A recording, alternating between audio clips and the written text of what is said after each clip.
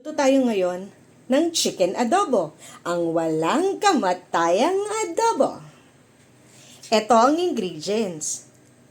Shintaw or bawang sa Tagalog, shintaw sa Cantonese. Siyaw, toyo. Suka.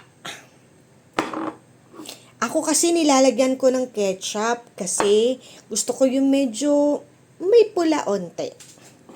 Oyster sauce. Siyempre ang suka natin. Ayan. Paghahalo-haluin lang natin yan. At siyempre, meron tayong paminta. Okay. Ayan, nilagay na natin ang paminta, bawang, lalagyan na natin siya ng toyo. Tansya-tansyahan na lang. Ayan. Konti lang kasi baka umalat.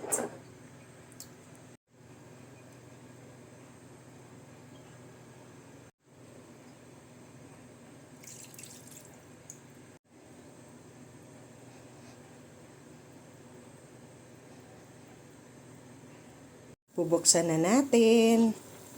Oh, lumabas na yung tubig. Hahaluin na natin siya. Medyo mamula-mula, 'di ba?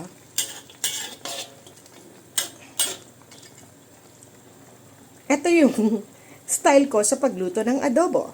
Lalagyan na natin siya ng asukal. 1,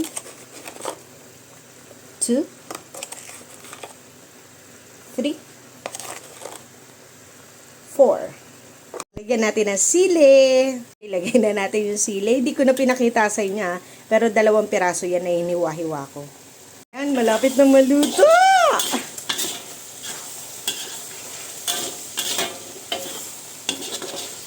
Lalagyan natin siya ng mantika.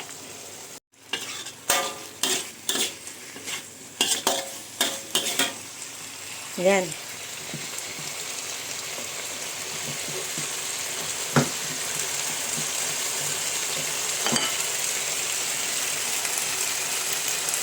Ayan.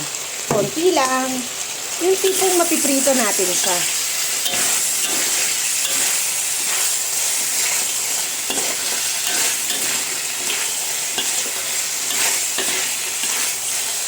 Kung baboy to, naku, pumuputok-putok na to. Dahil sa taba.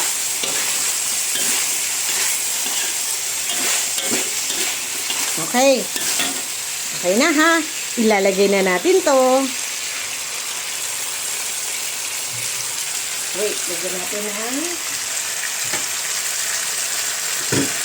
konting tubig.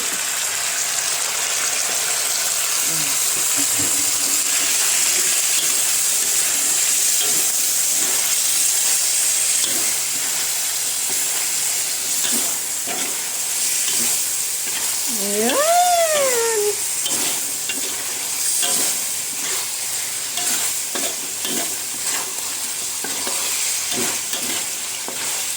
Ayan, luto na ang ating chicken adobo. Ito na ang ating malinamnam, masarap na adobong walang kamatayan. Alam niyo ba, ang mga Chinese, yung mga amo kong Chinese, mahilig kumain ng adobong manok at adobong baboy. Mahilig sila magpaluto sa akin. O sige, lalafang na ako.